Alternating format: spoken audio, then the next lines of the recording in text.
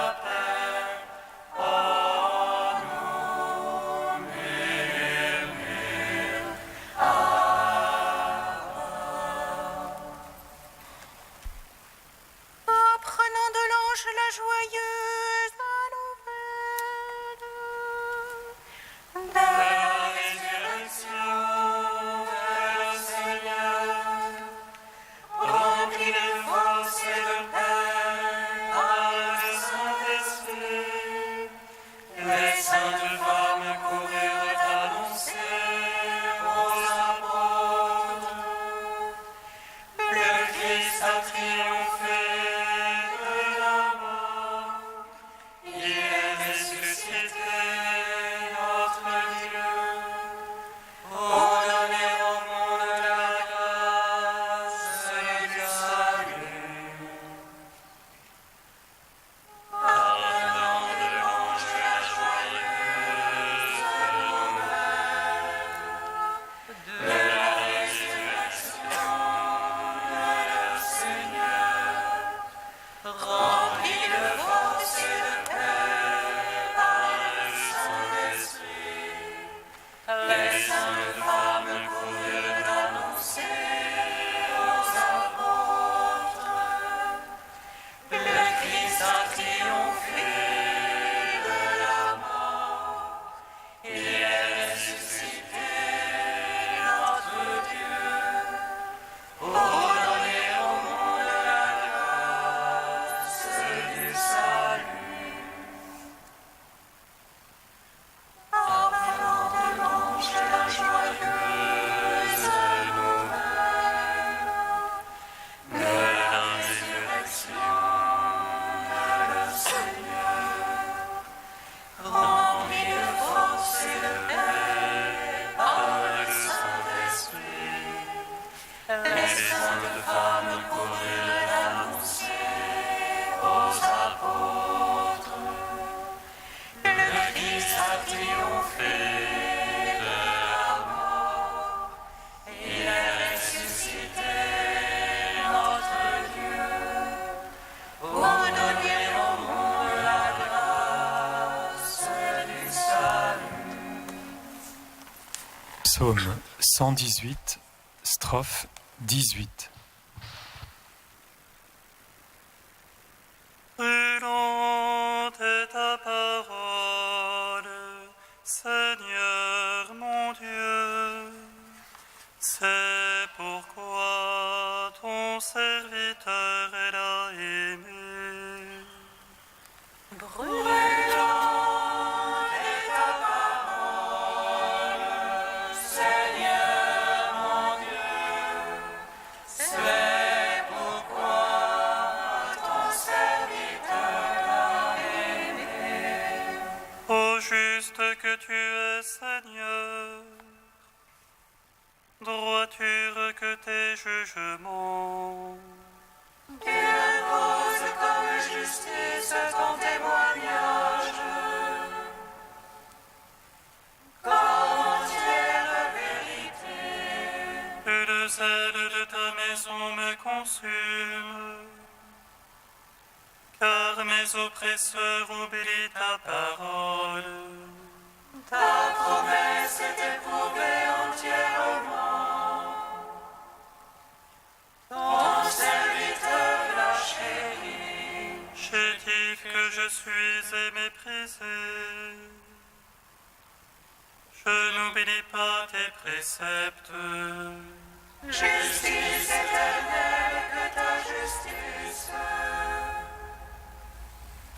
Vérité que ta loi. Angoisse, oppression m'ont saisi. Tes ordres font mes délices. Justice éternelle que ton témoignage. Fais-moi comprendre et je vivrai. Gloire au Père, au Fils, au Saint-Esprit. Ô les siècles des siècles. Amen. Brûlante est ta parole, Seigneur mon Dieu. C'est pourquoi ton serviteur l'a aimé. Psaume 1. Seigneur, n'éloigne pas de moi ton secours. Prends soin de ma défense.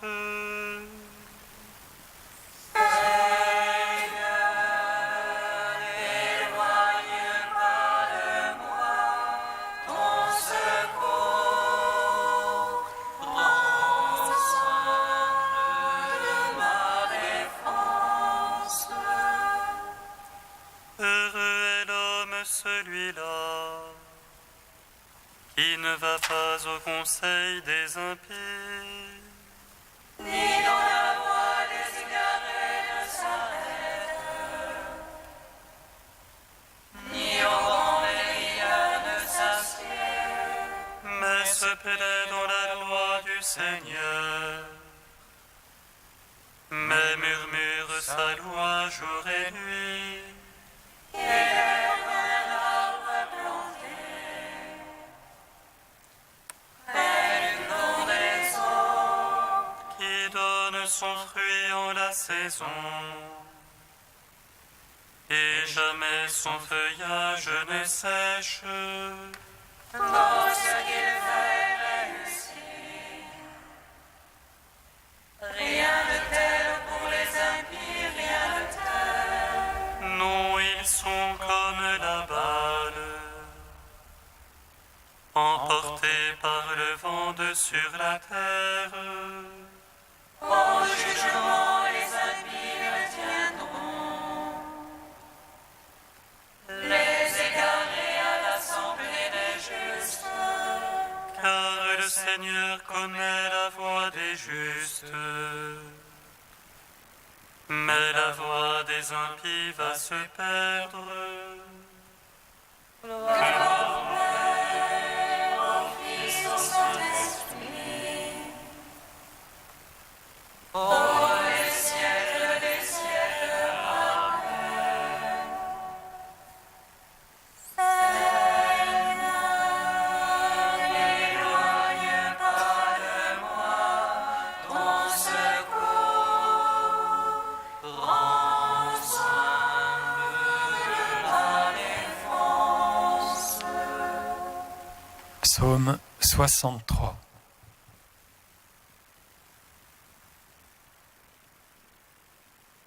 Écoute, ô Dieu, ma plainte, contre la peur de l'ennemi, garde ma vie.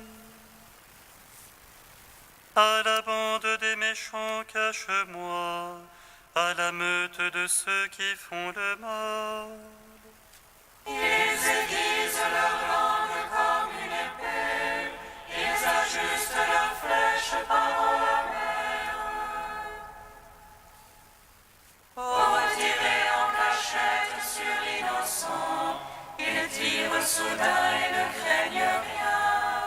Ils sans courage dans leur méchante besogne. Ils calculent pour tendre des pièges.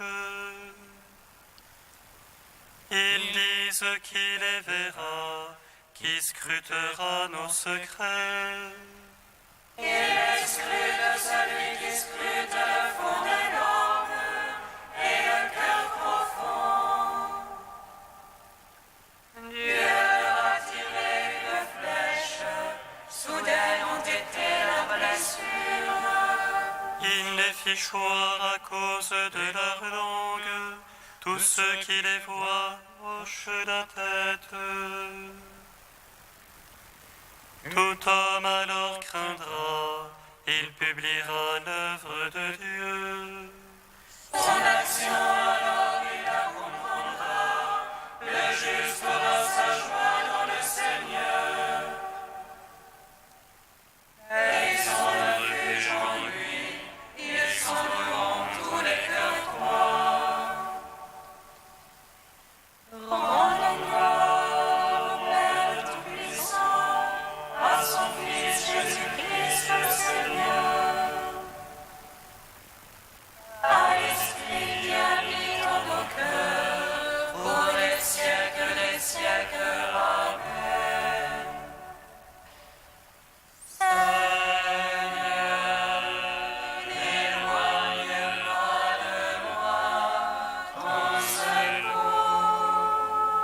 Prends soin de ma défense. Cantique d'Isaïe, page 289. Vraiment, tu es un Dieu qui se cache, Dieu d'Israël, notre Sauveur. Ils sont honteux et humiliés tous ensemble, les fabricants d'idoles. Israël sera sauvé par le Seigneur, sauvé pour toujours. Vous ne serez plus honteux ni humiliés, pour toujours et à jamais. Car le Seigneur, le Créateur des cieux, c'est lui qui a modelé la terre. Il ne l'a pas créée vide, mais il l'a fondée pour qu'on y vive. Je suis le Seigneur, il n'y en a pas d'autre. Je n'ai pas parlé en secret. Je n'ai pas dit à la race de Jacob, cherchez-moi dans le chaos. Je suis le Seigneur qui proclame la justice, qui annonce des choses vraies. Tournez-vous vers moi et vous serez sauvés, tous les confins de la terre. J'en fais le serment par moi-même, car ce qui sort de ma bouche est vérité. C'est une parole irrévocable, devant moi tout genou fléchira. Par moi toute langue en fera le serment, en Dieu seul la victoire et la force. Au Père, au Fils, au Saint-Esprit, pour les siècles des siècles. Amen.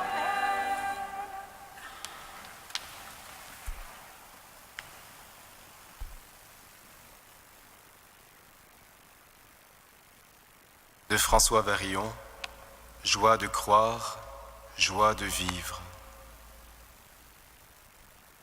Si l'amour est don et accueil, il faut bien qu'il y ait plusieurs personnes en Dieu. On ne se donne pas à soi-même, on ne s'accueille pas soi-même.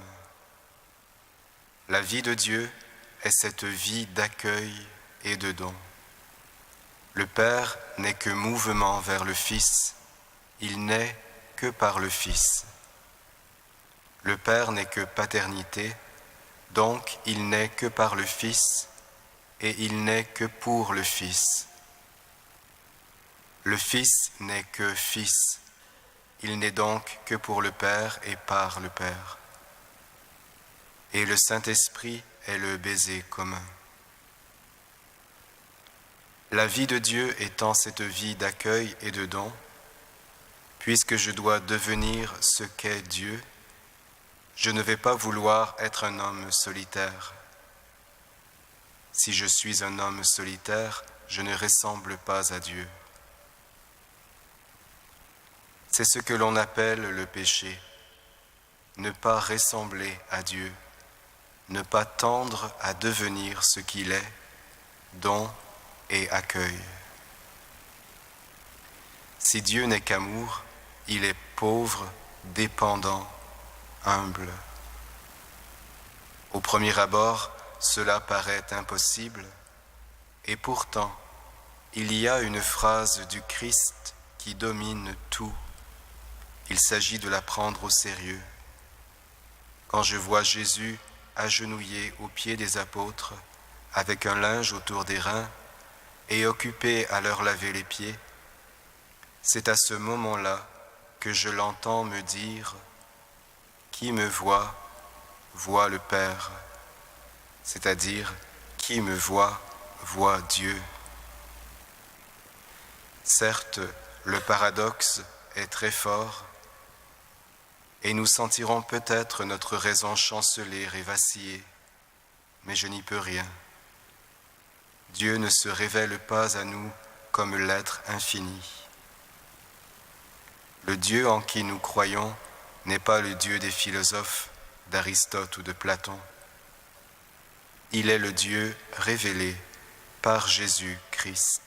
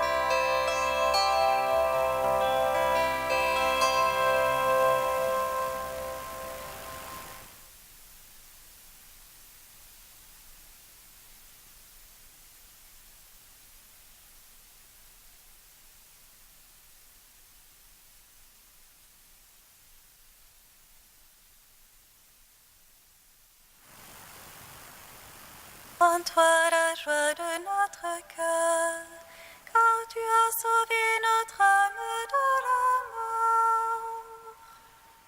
En toi la joie de notre cœur, car tu as sauvé notre âme de la mort. Dieu a sur la croix, afin que par l'offrande de son sang, il reçoit le pardon pour ceux qui croient en lui. En toi la joie de notre cœur, car tu as sauvé notre âme de la mort.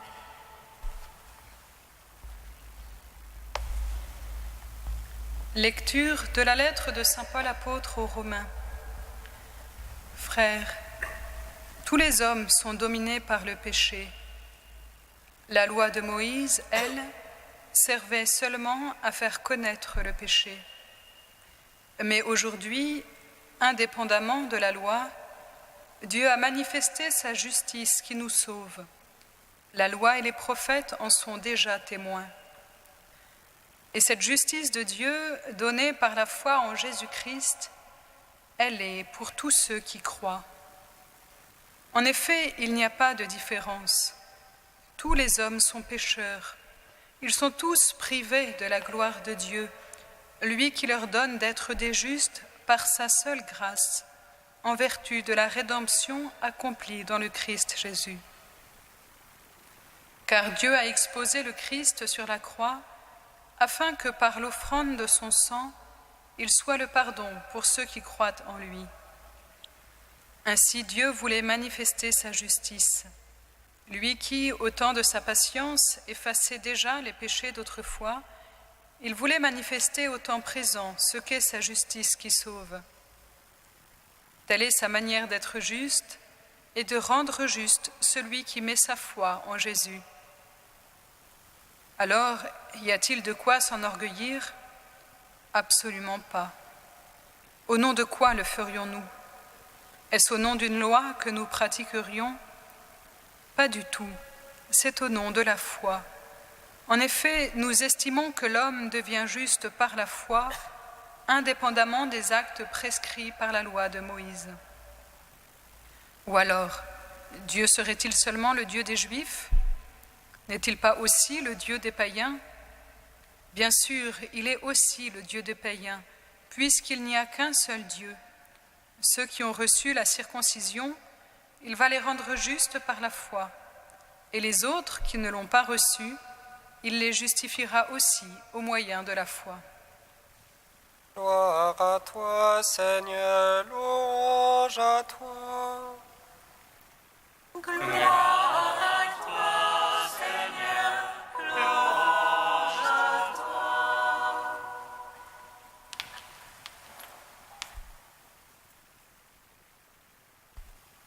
Le texte que l'Église nous propose aujourd'hui revêt, en plus de sa richesse spirituelle, une grande valeur historique.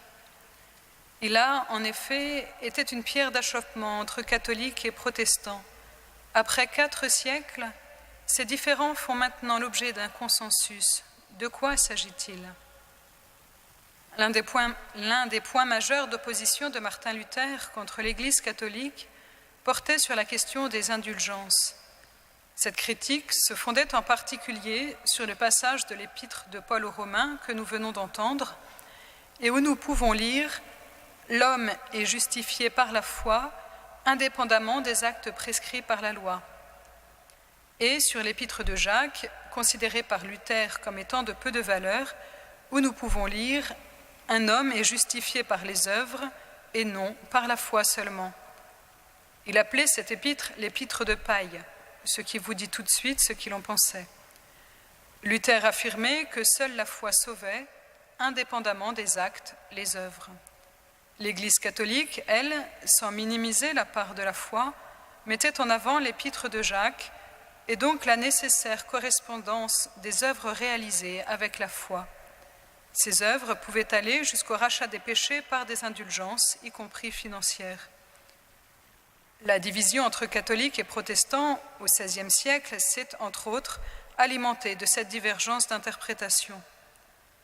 Vous comprenez donc bien qu'une compréhension commune de la notion de justification était fondamentale pour permettre un rapprochement entre nos églises.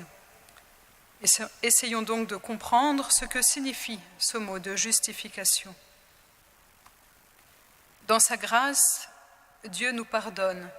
C'est une chose immense. Mais dire qu'il nous justifie, c'est aller encore plus loin.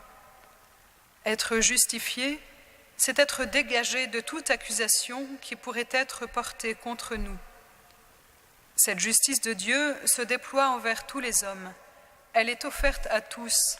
Elle met tous les hommes à égalité, étant donné que tous ont péché, et donc que la justification est imméritée pour chacun.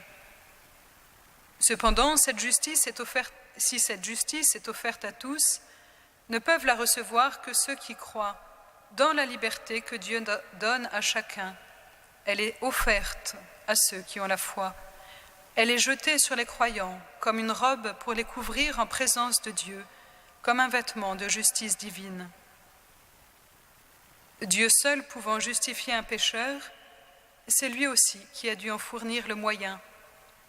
Il l'a fait, continue l'apôtre Paul, par le sang versé par le Christ. La justification n'est pas une simple amnistie. Elle repose sur un acte de justice de Dieu qui, en Jésus-Christ, assume lui-même la peine et la condamnation liées au péché. John Stott l'exprime en disant « Lorsque Dieu justifie des pécheurs, il ne déclare pas que des pécheurs coupables sont de braves gens, ni qu'ils sont exempts de péché. Il les proclame juridiquement justes, c'est-à-dire libres de toute condamnation à l'égard de la loi transgressée, parce qu'il a lui-même, en son Fils, subi la sanction que méritait leur transgression de la loi. » Comment concilier cela avec l'affirmation de l'apôtre Jacques ? En nous rappelant que la foi s'exprime dans les œuvres. Les œuvres découlent naturellement, spontanément, et j'ai envie de dire, d'une foi véritable. À partir de là, où est la foi sont les œuvres. Et même si c'est la foi qui justifie et non les œuvres, elles en sont la preuve, la justification devant les hommes. Réjouissons-nous, car le dialogue œcuménique depuis Vatican II a permis, en 1999, l'obtention d'un consensus dans les vérités fondamentales de la doctrine de la justification. Cet accord a ainsi permis la levée des condamnations réciproques qui avaient eu lieu dès l'avènement de la Réforme sur ces questions. Et prions pour que l'unité, l'estime et la fraternité puissent continuer à grandir entre nos églises.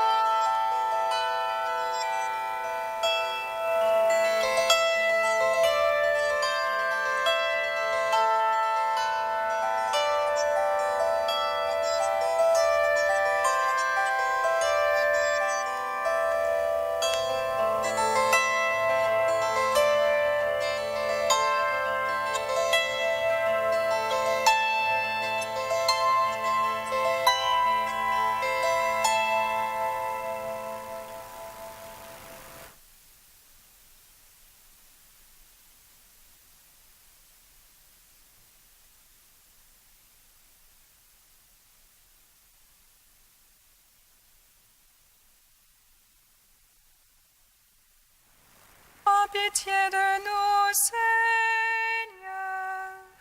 et nous chanterons ta gloire.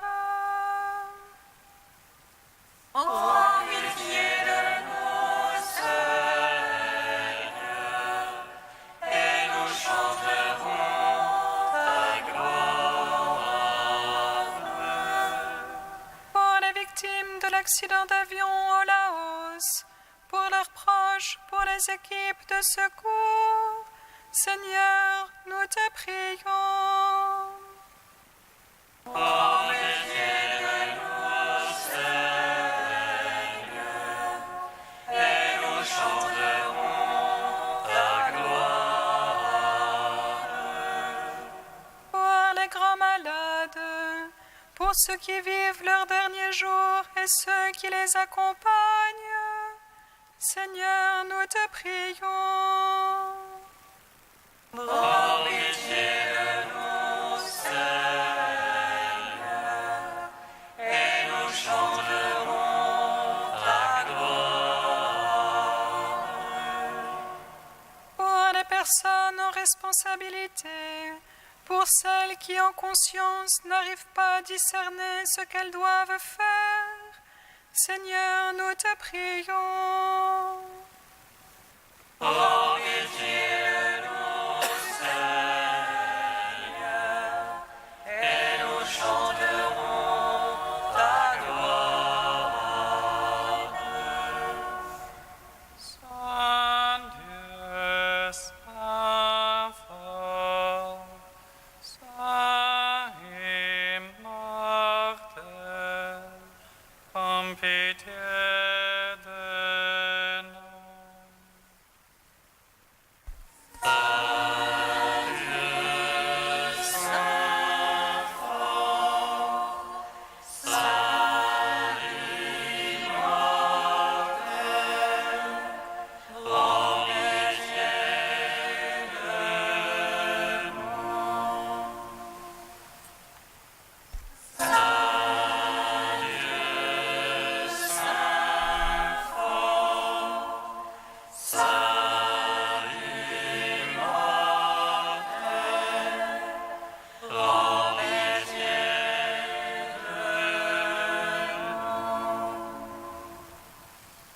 Gloire au Père et au Fils et au Saint-Esprit, maintenant et toujours et dans les siècles des siècles. Amen. Saint immortel, prends pitié de nous. Saint Dieu, Saint fort, Saint immortel, prends pitié de nous. Comme nous l'avons appris du Sauveur, et selon son commandement, nous osons dire: Notre Père, qui es aux cieux, que ton nom soit sanctifié, que ton règne vienne, que ta volonté soit faite sur la terre comme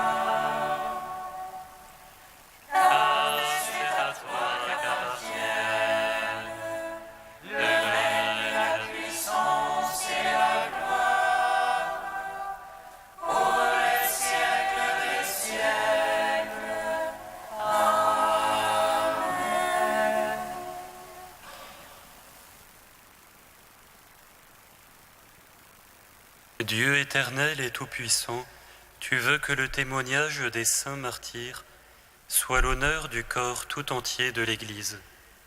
Fais que la passion de saint Ignace d'Antioche, qui lui valut une gloire éternelle, soit aussi pour nous une source de courage. Par Jésus-Christ, ton Fils, notre Seigneur et notre Dieu, qui règne avec toi et le Saint-Esprit, maintenant et pour les siècles des siècles. Amen. Bénissons